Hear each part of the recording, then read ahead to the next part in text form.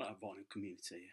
Steve here. This is my introductory video to my latest finds. I was considering doing a video of all my purchases in August, but there appears to be that many. I think it would have taken forever, so I'm going to do a video just based on purchases of the last few days, just to show my finds to the world. Nothing too spectacular, but it might be of interest to someone. So, first up, get it right way around, Stardust, the soundtrack to the film Stardust, starring David Essex. It's a double LP, basically contain hits around about the 50s and 60s. Stardust is a follow-up to film That'll Be the Day. It charts the story of Jim McClain from his band The Stray Cats. It's basically a sad tale of how basically loses it, and he ends up dying of an overdose at the end of the film. Spoiler alert there. Great soundtrack. Some of the original songs are great, and this title track Stardust is one of David Essex's best songs. I would recommend it. I recommend seeing the film actually, but also the prequel to it, That'll Be the Day. I think it's something worth checking out. It's a cautionary tale, but really good. Next up, and this is quite one of my amazing finds, Sgt Pepper. Now, it's not a good nick. None of the inserts are in there. However, it is, if you can see that, mono. I picked that for a few pennies, so I'm quite lucky there. It's not in the greatest of nick, but you can't knock it. So I think we'll give it a spin. I've given it clean. It looks okay. I think it looks playable. So I'll give it a spin and see how it goes. Cover. Seen better days. Maybe if I find another copy, I'll pick one up. But I'm in no rush now. I've got one, and I'm happy with the mono. So hey ho, happy days. This was found in a charity store. It is Marvin Gaye's Moods of Marvin Gaye. Sadly, there's no cover to it. Vinyl's in good nick, though. It has been well cared for. It came out in 1966. I've been listening to a fair bit of Marvin Gaye on Spotify. I've been doing playlists over the years of my birth, 1965. And you could tell that Marvin Gaye was suffering really. I should stop rolling my eyes in the air there. To find something, a direction for himself. This really, I think, signifies the start of that. He went on to better albums. What's going on? I think the story goes on, but I think this album first captures, the signalling of change of Marvin Gaye's fortunes. Whoops. And the next one, Michael Jackson's Off the Wall. Might be a better album than Thriller. I think Don't Stop Till You Get Enough is just a great song.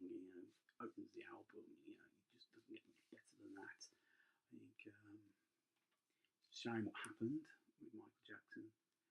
I think it's best to remember him with albums like this. I think that's the best way we should all remember him.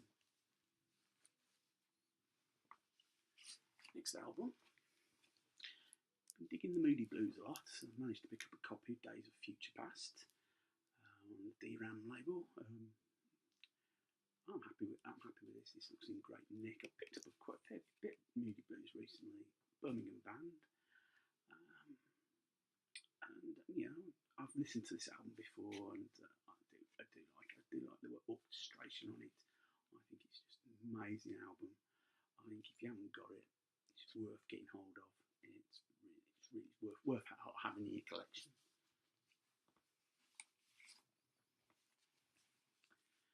Again, the Moody Blues, On the Threshold of a Dream. This is their album, came out in 1969. And they carried on this rather proggy vein. I think the development of them using the Mellotron, I think they were the band that really really took the mellotron on. Rather than just use its background, it became a main instrument. Like Mike Pinder, having to help work to Street Electronics, who developed and made the mellotron.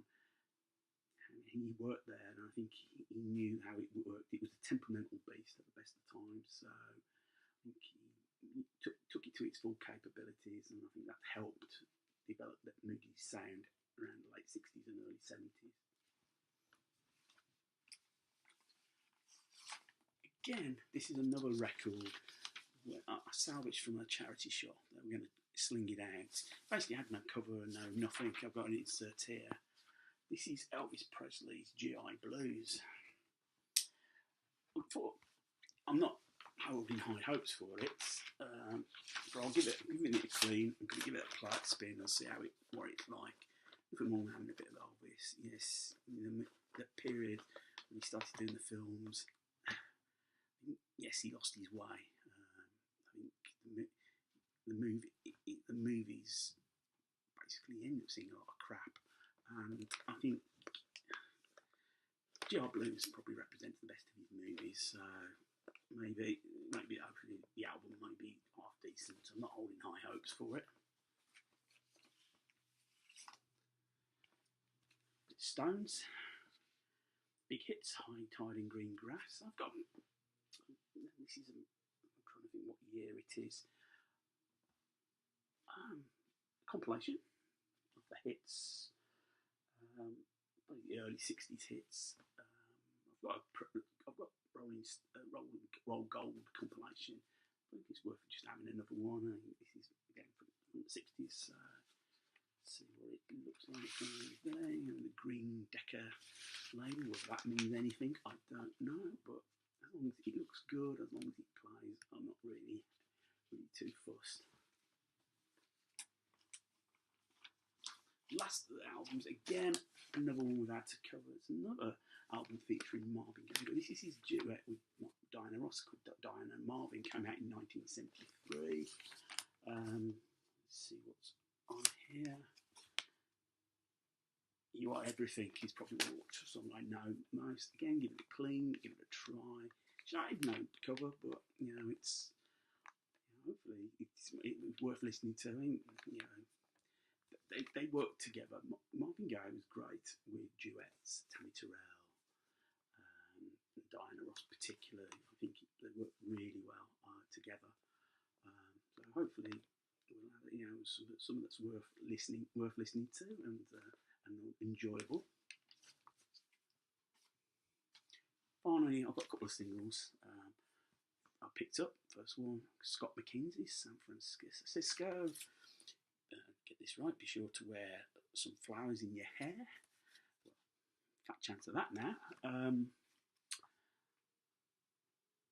It's a song that it's of a period, 1967.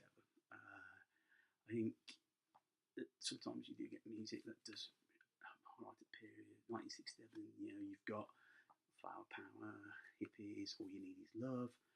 I think he was very much a one-hit wonder. But correct me if I am mistaken. But I think it's a classic song of its era. Finally, Sam Sham and the Pharaohs, Woolly Bully.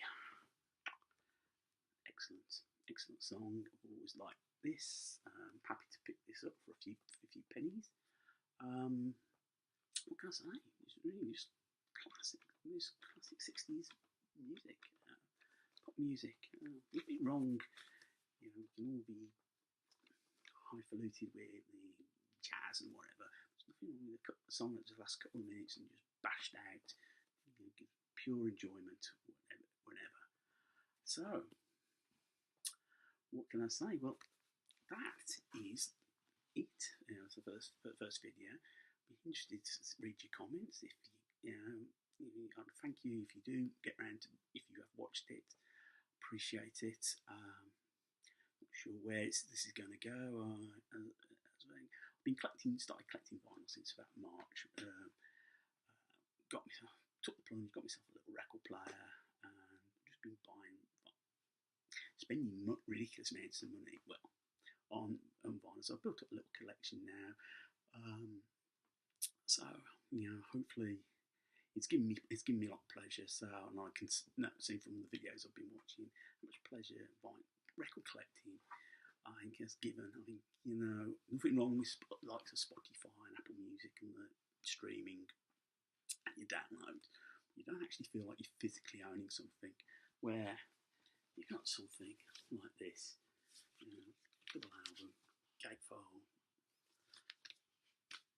It feels substantial. It feels like you've got something in your hand and something to look at when you're listening. I think that's more important. So, thank you again. Thank you for viewing. If you want to press subscribe, just hit the button. I can be found probably best to look at my Instagram, Steve01206665, which is just basically a lot of pictures of the albums I've brought. I've just taken a picture of the cover and posted on my Instagram. I have got a little blog called let me start that again. Steve Rediscovers Vinyl.wordpress.com.